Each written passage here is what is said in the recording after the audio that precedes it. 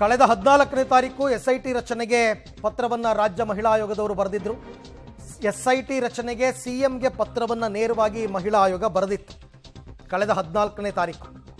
ಅದರ ಆಧಾರದ ಮೇಲೆ ಇವಾಗ ಆದೇಶ ಕೊಟ್ಟಿರ್ತಕ್ಕಂಥದ್ದು. ಧರ್ಮಸ್ಥಳ ಸುತ್ತಮುತ್ತ ಹೂತಿಟ್ಟ ಶವಗಳ ಪತ್ತೆ ತನಿಖೆಗೆ ಪತ್ರವನ್ನು ರಾಜ್ಯ ಮಹಿಳಾ ಆಯೋಗ ಬರೆದಿತ್ತು. ಅದರ ಆಧಾರದ ಮೇಲೇನೆ ಈಗ SIT ರಚನೆ ಆಗಿರ್ತಕ್ಕಂಥದ್ದು.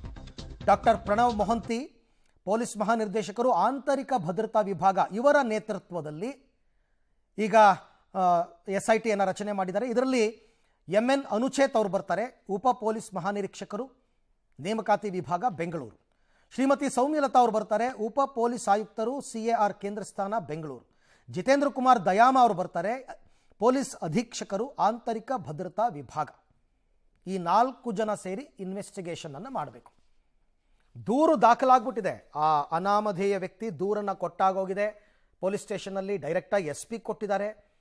ಆಮೇಲೆ ಕೋರ್ಟ್ನಲ್ಲಿ 164 ಸ್ಟೇಟ್ಮೆಂಟ್ ಅಂದರೆ ನ್ಯಾಯಾಧೀಶರ ಮುಂದೆ ಹೇಳಿಕೆಯನ್ನು ಕೂಡ ಈಗಾಗಲೇ ಅವರು ದಾಖಲು ಮಾಡಿಬಿಟ್ಟಿದ್ದಾರೆ. ಇನ್ನೇನಿದ್ರು ಏನೇನು ದೂರು ದಾಖಲಾಗಿದೆ ಎಲ್ಲವನ್ನ ಕೂಡ SITಗೆ ವರ್ಗಾವಣೆ ಮಾಡಿಬಿಡ್ತಾರೆ. SIT ಅವರು ಈ ವ್ಯಕ್ತಿಗೆ ಭದ್ರತೆಯನ್ನು ಕೊಟ್ಕೊಂಡು ಇವರಿಂದ ಮಾಹಿತಿಯನ್ನು ಪಡಿಬೇಕಾಗುತ್ತೆ. ಧರ್ಮಸ್ಥಳದ ವಿಚಾರದಲ್ಲಿ ಸರ್ಕಾರ SIT ರಚನೆ ಮಾಡಿದೆ ಸರ್. ಈಗ ಸಾಕಷ್ಟು ಒತ್ತಡ ಇತ್ತು ಸರ್ಕಾರದ ಮೇಲೂ ಕೂಡ, ಬೇಕು ಬೇಡ ಅನ್ನುವಂಥ ವಾದಗಳು ಕೂಡ ನಡೀತಾ ಇತ್ತು ಸರ್.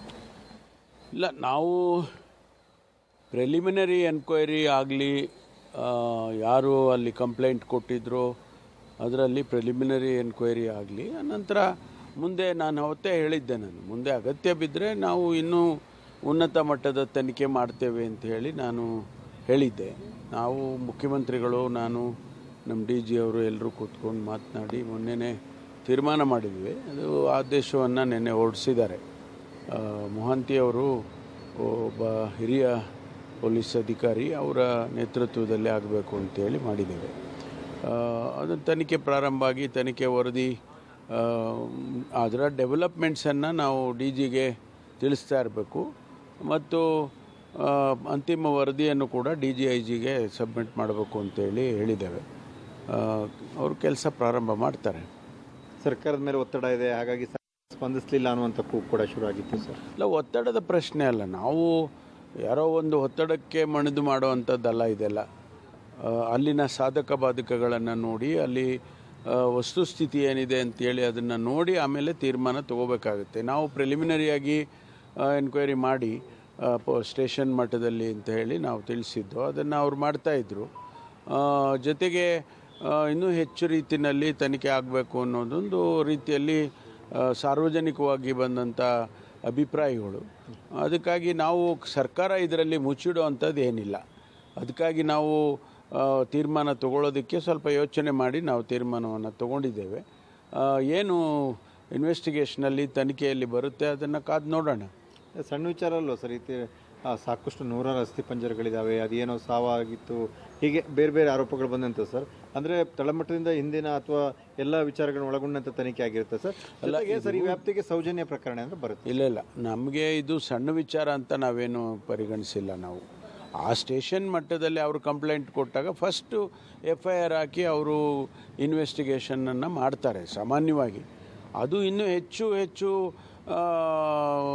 ಬೆಳೆದಾಗೆ ಅದಕ್ಕೆ ತನಿಖೆ ಇನ್ನೂ ಕೂಡ ತೀವ್ರತೆಯನ್ನು ತಗೊಳ್ಳುತ್ತೆ. ಹಾಗಾಗಿ ಉನ್ನತ ಮಟ್ಟದ ತನಿಖೆ ಆಗಬೇಕು ಅಂತೇಳಿ ಮಾಡಿದ್ದೇವೆ. ಸಾಕಷ್ಟು ಗೊಂದಲ ಮೂಡಿಸಿದ ಸೌಜನ್ಯ ಪ್ರಕರಣ ಸರ್, ಅದನ್ನು ಒಳಗೊಂಡಂತೆ ಅದರಲ್ಲಿ ಈ ಪ್ರಕರಣದ್ದು ಮಾತ್ರ ನಾವು ಟರ್ಮ್ಸ್ ಆಫ್ ರೆಫರೆನ್ಸಲ್ಲಿ ಕೊಟ್ಟಿದ್ದೇವೆ ಸರ್. ಸೊ ಅಲ್ಲಿಗೆ ಒಂದು ಸ್ಪಷ್ಟಪಡಿಸಿದ್ದಾರೆ ಗೃಹ ಸಚಿವರು, ಸೌಜನ್ಯ ಪ್ರಕರಣ ಈ ವ್ಯಾಪ್ತಿಗೆ ಬರಲ್ಲ, ಅದನ್ನು ನಾವು ತಗೊಳ್ಳೋಕ್ಕೂ ಬರಲ್ಲ, ಯಾಕೆಂದರೆ ಸುಪ್ರೀಂ ಕೋರ್ಟ್ನಲ್ಲೇ ಆಗಿರ್ತಕ್ಕಂಥದ್ದು ಅಂತ ಒಂದು. ಎರಡನೇದು, ಈ ಅನಾಮಧೇಯ ವ್ಯಕ್ತಿ ಬಂದು ದೂರು ಕೊಟ್ಟಿದ್ದಾರಲ್ಲ, ಮುಸುಕುದಾರಿ, ಇಲ್ಲಿ ನೀವು ನೋಡ್ತಾ ಇದ್ದೀರಲ್ಲ, ಈ ವ್ಯಕ್ತಿ ಕೊಟ್ಟಿರುವ ದೂರಿನ ಆಧಾರದ ಮೇಲೆ ತನಿಖೆ ನಡೆಯುತ್ತೆ ಅಂತ. ಈಗ ಈ ವ್ಯಕ್ತಿ ಅದೆಷ್ಟು ಶವಗಳನ್ನು ತೋರಿಸ್ತಾರೋ ಗೊತ್ತಿಲ್ಲ. ಒಂದೊಂದು ಸರ್ತಿ ನಡೆದಿರೋದು 95ರಿಂದ 2014 ತನಕ ಆತ ಹೇಳೋ ಪ್ರಕಾರ. ಒಂದೊಂದ್ರದ್ದು ತೆಗಿಬೇಕು, ತೆಗೆದು ಇದು ಯಾರದ್ದು, ಮತ್ತು ಪೋಸ್ಟ್ಮಾರ್ಟಮ್ ಆಗಬೇಕಾಗುತ್ತೆ. ಮೂಳೆಗಳು ಸಿಕ್ಕಿದ್ರೂ ಪೋಸ್ಟ್ಮಾರ್ಟಮ್ ಆಗಬೇಕಾಗುತ್ತೆ. ಸಾವಿಗೆ ಕಾರಣ ಏನು, ಸಹಜ ಸಾವ, ಅಸಹಜ ಸಾವ. ಅಸಹಜ ಅಂತಂದರೆ ಕೊಲೆನಾ, ಕೊಲೆ ಅಂತಂದರೆ ಕೊಲೆ ಮಾಡಿದ್ಯಾರು, ಆ ವ್ಯಕ್ತಿ ಯಾರು ಐಡೆಂಟಿಫಿಕೇಶನ್ ಆಗಬೇಕು ಫಸ್ಟು. ಅವರ ಕುಟುಂಬಸ್ಥರನ್ನ ಕುಟುಂಬಸ್ಥರು ಅಂತ ಯಾರಾದರೂ ಮುಂದೆ ಬಂದಲ್ಲಿ DNA ಟೆಸ್ಟ್ ಆಗ್ಬಿಟ್ಟು ಮ್ಯಾಚ್ ಮಾಡ್ಬೇಕು ಇಬ್ರದ್ದು, ಹೌದಪ್ಪ ಇವ್ರು ಕುಟುಂಬಸ್ಥರು ಅಂತ. ಹಾಗಾಗಿ ಇದೆಲ್ಲ ಸುದೀರ್ಘವಾಗಿ ನಡೀತಕ್ಕಂಥದ್ದು ನನ್ನ ಪ್ರಕಾರ. ಇದೆಲ್ಲ 1 ತಿಂಗಳು 2 ತಿಂಗಳು 3 ತಿಂಗಳಲ್ಲಿ ಆಗುವಂಥದ್ದೇ ಅಲ್ಲ. ಪ್ರತಿಯೊಬ್ಬರಿಗೂ ನ್ಯಾಯ ಒದಗಿಸ್ಬೇಕಲ್ಲ ಇವ್ರು ಹೇಳೋ ಪ್ರಕಾರ. ಆ ವ್ಯಕ್ತಿ ತೋರಿಸುವ ಪ್ರತಿಯೊಂದು ಶವದ ಇಂಡಿವಿಜುವಲ್ ತನಿಖೆ ಆಗಬೇಕಾಗತ್ತೆ. ಒಂದೊಂದು ಸರ್ತಿ ಆಗಿರೋದು ಇವೆಲ್ಲ ಇಂಡಿವಿಜುವಲ್ ಆಗಿ ತನಿಖೆ ಆಗಬೇಕಾಗತ್ತೆ. ಪ್ರತಿಯೊಂದು ಶವ ಸಿಗುವಂತಹ ಶವದ ತನಿಖೆ ಕೂಡ ಆಗಬೇಕಾಗತ್ತೆ. ಹಾಗಾಗಿ ಇಟ್ ಟೇಕ್ಸ್ ಟೈಮ್. SIT ರಚನೆ ಮಾಡಿಬಿಟ್ಟು ಇಮಿಡಿಯೇಟಾಗಿ ನಮಗೆ ರಿಪೋರ್ಟ್ ಕೊಡಿ ಅಂತಂದ್ರೆ ಆಗಲ್ಲ. It takes time.